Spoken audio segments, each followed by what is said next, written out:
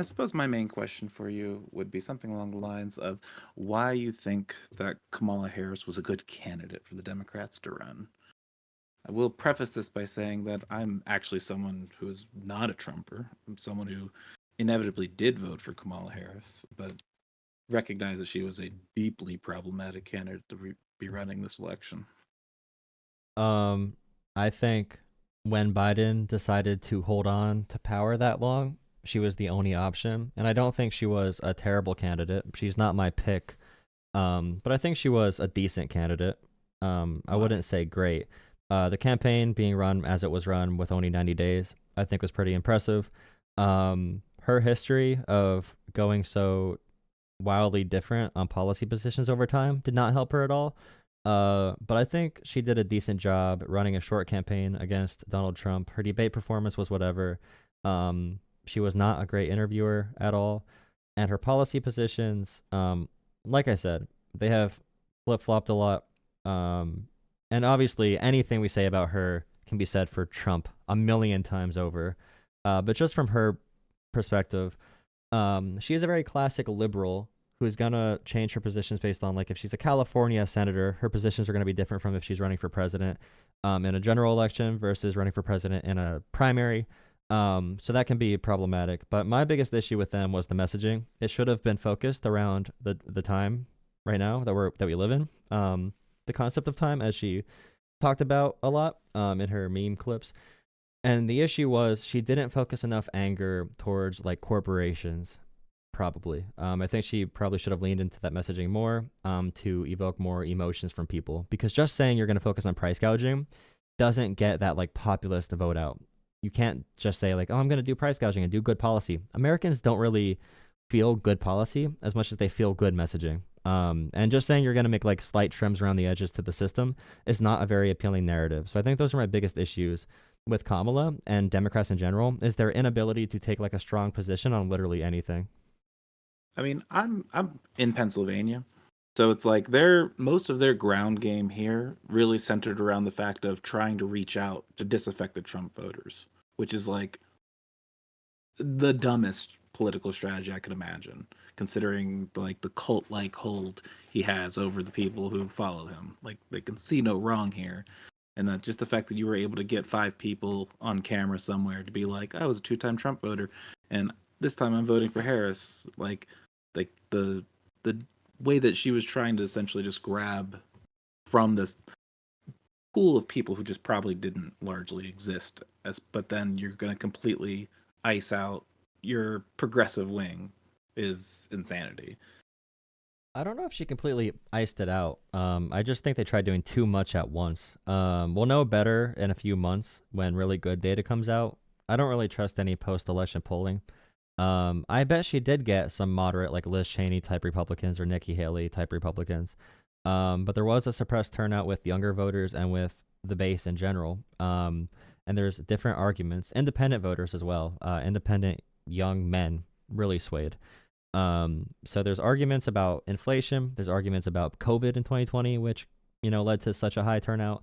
Harris did get 74.8 million votes, so she did get more votes than Trump got last election. Trump got around 76 million votes, so it's not like they completely underperformed. I would have preferred they focus more on turnout and more on exciting the base, which I think they did to a large extent. Like Democratic enthusiasm was up, but independent enthusiasm was not up. Um, and there's a bunch of different reasons that you can argue for why that happened. But acting like it was a Aren't huge those two blowout, things I you don't. just said kind of out at odds with each other? With which part?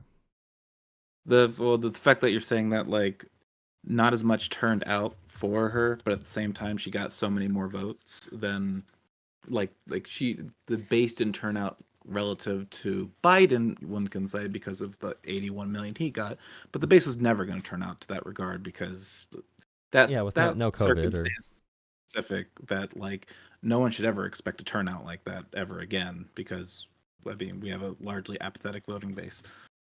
So it's like, but if you were to like remove that particular thing, like Democrats did not have a particularly like crazy less than turnout. It's that more people voted for Trump even than because like he gained in popularity somehow, There were swings in despite young men mostly, like young men and there were swings in black men, young men, and Latino men that were very noticeable, and also with white women. So those four demographic groups were the biggest that went more in that direction. And I don't know how you would get many of those voters that swung to Harris at all. Like it's very difficult. They tried the best strategy they could, but what I said before about them not choosing anything at all, they tried doing like a little bit of moderate vote, a little bit Republican, a little bit progressive. They tried doing everything. Jack of all trades, but a master of none strategy. And when you do that, you're going to come off as inauthentic to many voters. And Trump had this very clear narrative about immigration and about trans people causing every problem in America. And when you're able to evoke that emotion from people, many median voters, many low information voters are very vibes based. And I don't think Harris or Democrats tapped into that vibe enough, largely because they don't believe in anything. So if they would have been more aggressive on price gouging and corporations, that would have been great. But there is evidence that their donors said to them, like, hey, don't be too mean to rich people, guys. Don't be too mean or alienating to rich people. Although that probably would have carried a better narrative for their campaign to seem more genuine. But a lot of what voters voted off of, when you test policies and test campaigns, Trump is good at creating a brand and an image. It's hard to fight that. And the Elon Musk X propaganda wave that also infiltrated other social media sites, and the fact they were texting voters directly with lies from Kamala, saying like, "Hey, it's Kamala Harris. I'm here to cut your kids' genitals off," or "Here's Kamala Harris. I want to bomb Israel," or "I want to bomb Palestine," depending on which voter got that text. The propaganda waves, when voters were actually voting on real information, they went Harris by like 10 or 15%. Voters that had incorrect information or voters that don't pay attention to politics went Trump by 20 to 30 points. So that's why I'm saying Harris's content was not the issue. It was the ability to build a narrative and have a vibes-based campaign, which is very hard against like a reality TV star who created that reality TV for everyone, and everyone just bought into it because it's more emotionally appealing, if that makes sense. I mean, I agree on some regard that like people, for starters, that most voters are very vibe based and are very low information for the most part. But at the same time, though, it's like the fact that the Democratic Party establishment is completely at odds with what would be the left leaning populist message in the first place. Like it's a real handicap to the entire thing. And so I don't really understand that. That's kind of, which is kind of my point as to why she's a bad candidate, because like would be solely unwilling to ever embrace like progressive ideology in the first place, because like that's goes against the Democratic Party as a whole. Well, as a progressive, I don't even think progressivism was the issue or not embracing progressive ideology. I think she just wasn't good at getting those median voters because that's who didn't come out for Kamala, our independents and those that don't, like low propensity voters swung this election largely. And it's just like, if you would have had a primary and you would have come out with like a Josh Shapiro, Gretchen Whitmer ticket, I guarantee you they win because they're good messengers. Like even with a candidate like Kamala who ran a decent campaign, but her herself as a candidate is not very good at interviewing or sending a message or like any of those things. Even in the debate versus Trump, that should have been a even bigger blowout than it already was. Like instead of just being like, "Oh, that was extreme," when Trump does the cats and dogs thing, you should have been able to turn that into a huge attack. The fact Elon Musk was not a huge crush to the Trump campaign because Democrats were too scared to go after rich people in an aggressive way is dumb as well. But I think Shapiro, even under the current exact same policies, exact messaging, a better speaker and a better politician would have been able to carry this messaging better. And that 1% Trump won by could have easily been a 2% loss with a much more charismatic lead to the ticket who's actually good at sending that message. If you take Kamala Harris and just give her progressive policies, I still think people don't believe her because that's not who Kamala Harris ever was. Like she just randomly says, "Oh, by the way, I have a Glock." Like that seemed genuine to zero people. So like whoever instructed her to do that kind of pandering is completely dumb. But if they would have focused on like the Biden, Build Back Better program, if they would have ran on that again, which is very progressive, like New Deal kind of stuff, then I think they would have done better. So I agree with you, but I also think Democrats are not going to change radically, or they're not going to want to, because they still think like, oh, if we had someone good to send this message, the Republicans barely won anyway. But I do agree that in the future, Democrats or whatever need to like tap into that energy more than they already are. And the only way for Democrats to capture a narrative, they're not going to get a compelling narrative around like defending our institutions. There is no like defending institutions populism, but there can be. You need to borrow some Bernie Sanders. maybe like sort of an Elizabeth Warren or like the FTC chair like Lena Khan, like maybe with their mentality where it's like we are going to be aggressively antitrust, we're going to be aggressively anti-monopoly. Maybe that would work. But how far progressive are you saying they should go? Like, do you mean like a Bernie? Do you think AOC? Do you think AOC has a good approach, maybe, or do you have like a different thing in mind? I mean, I was definitely a Bernie Sanders supporter to some degree, but in a lot of different ways, I feel like he was not not really willing to go to the mat as much as he needed to.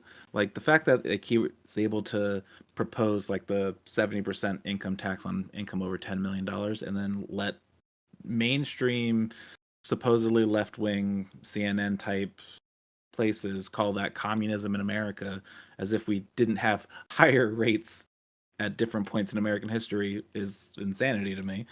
And I think the fact that he brands himself as a democratic socialist is probably wrong, because like there was no, like we were not socialists at all when the upper income tax brackets were in the 90%. I It agree. has nothing to do with And he wasn't even socialism in the first advocating for that at all. Yeah. like. So it's like he has no right to even call himself that. And mind you, I'm because like I believe that that's more like we need to go back to tax rates like that, and I still would consider myself a capitalist. Like, but people are so largely uneducated about it that they're going to be like, oh, if Yeah, you have a basic tax rate social that high. democracy. But do you see how that's an issue too, though? Like if so like let's say Elon Musk controls Twitter, and right wing companies control every media company, and on cable news, MSNBC is the only company that's even like moderately left wing. When you have that scenario, if you run on these policies that we want them to run on, then that entire media ecosystem, that entire media ecosystem turns away aggressively from like a whoever the candidate is. I think they're concerned with losing more of the media landscape, which is one of the huge reasons why there needs to be a push to build like exterior media infrastructure from mainstream media, and also even the independent media that we have right now. I don't know how we're going to combat the messaging of like Elon Musk pouring all this money in. Now they're talking about buying MSNBC, which I don't know how realistic it is, but it is possible. If like moving forward, not even talking about the issues of the past, if right wingers own every form of media, like 90% of media, I don't know how any left wing causes come out unless if they do use some form of populism and they capitalize when like Trump crashes the economy. Like we're in a perfect position to talk about rich people controlling the world with Elon Musk acting as shadow president. And Yeah. it can be very basic. It doesn't even need to be Bernie. They can use some of this rhetoric and just talk about the shadow government our founding fathers were afraid of. Like the lineage of this country was based on not allowing kings to happen. So yeah, just being aggressive in general, I think can help. I mean, that's kind of like reminds me of Brianna Greyjoy's general accelerant type of position, which is like, yeah, that's like kind of what we get to hope for at this point, where it's just like that maybe she was right, Yeah, and but I'm not a fan of now her was positions. which I wasn't either, which is why I still went out and voted for the Democrat this time ago. But like at this point, though, after having lost, like that's kind of like the only hope that we kind of have, because it's pretty clear that there's going to be like no effort to self-reflect on the Democrats to go towards more progressivism. You've got even like the better left-wing debaters fears being like the progressives are toxic and we shouldn't be looking at those things at all. You have the fact that like Trump, no matter what, or at least the Republicans in general, because Trump shouldn't even be a factor for the next election, other than endorsements or whatever, are going to call people who are like to the right of Ronald Reagan at this point. They're going to call them communists and socialists anyway. So it's like these words are meaningless to these people in the first place. So it's almost just like everybody needs a civics and a Yeah, math class at this point. everything's meaningless to them, and that's what we're finding out too. And this has been true, by the way, forever in American politics. We literally elected like Bush and then George Bush, and we elected Nixon, and we elected Reagan, who is an actor, and we tried electing two Clintons. We we do so many things. We've had like reality TV show WWE guys be just like governors of random states. So Americans love electing celebrities and everything, which is my big issue. The big thing with Trump is all of the voters. If you look at like the debate between Obama and Romney, or like Obama and McCain, they were talking about policy. Like they were debating the ins and outs of Obamacare. or the Affordable Care Act. Now there's no hunger for that at all. Uh, we have our voter pool is a much larger percent of people that don't pay attention to politics and don't understand really how it functions. That's why a big portion of my channel is focusing around having that messaging always come back. You know, when Trump does the weave, he always talks about like random things for like 10 minutes that don't make any sense. And he ends it with the weave is essentially coming back to, by the way, I hate immigrants. Immigrants suck. Or like, I hate the trans people. Like, that's what the weave actually means. If Democrats could do that, but in a logical way, where they talk about actual policy and they end it with, but by the way, we're on your side, and these corrupt millionaires and billionaires are not going to dictate our policy.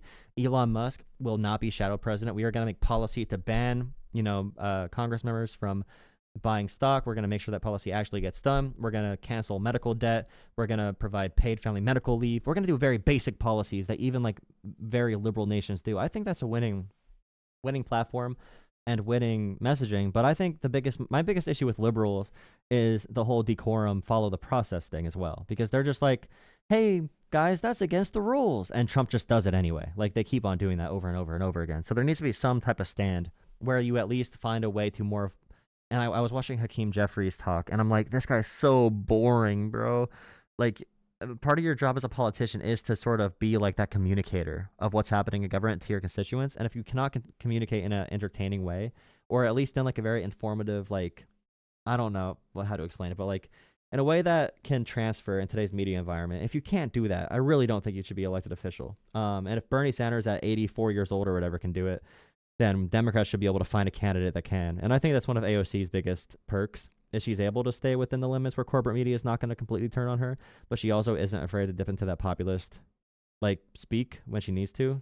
So I've been Yeah, happy with the way she she's probably preparing believes herself. the right. She probably believes the right things, largely speaking, but like just understands that she has to operate in a certain way in order to like Yeah, still get and I think coverage that's and fine. whatnot. Yeah. And If yet, Bernie would have done that, he but would have been a then lot more successful. If Bernie would have came in as like a lifelong Democrat who just like pushed the party instead of an independent, he probably does better like in these elections.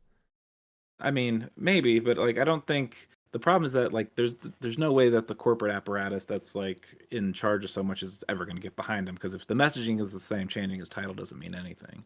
It's like they're just never going to allow that type of I mean, for the messaging to voters, it would have been easier for the voters oh to yeah. accept it, because I heard that as a main argument against Bernie is that he's not even a real Democrat. Like, he's an independent. He doesn't even like our party, because that's how some people thought in 2016, Well, yeah, but like which is stupid, that's the obviously. same type, but that's also the same type of logic though that would have actually won, like weirdly, that would have won more populist right wingers to that side Yeah, in the definitely. first place. Because like I live in rural Pennsylvania, so like I'm around a lot of Trumpers, a lot of Trumpers. I'm very alone, and like I can get most of them to agree with relatively progressive policies. It's just that they don't actually like it's not even represented in the Democrats in the first place. For someone to like Trump and Bernie at the same time, they need to be using some of the most like emotional vibes based thinking of all time. But I also know that's kind of the truth of where we live right now. So we need to live within that reality and try to win it, because if we don't win that reality, like the fight right now, there's a study that just came out how the resurgence of country music predicted the large white women swing to Trump. And I was like, my friend called that out a few years ago, and I kind of laughed at it. But I'm like, yeah, the culture changing. We're like fighting like in athletics and gaming and music. Like, we're fighting just as much in the cultural space as we are the political space, maybe even more. Like, the cultural space Or might matter more than the political space right now, which is it's just a depressing place to be in as a country. Because ideally, if all these voters were really pushing for populist change, what that populist change says to happen, this country would change. Like, the things would change. But it's just sad that so many voters are thinking in these terms, and the media does make them not well. It doesn't make them, but the media does encourage them to not think about the policies crucially. To be fair, but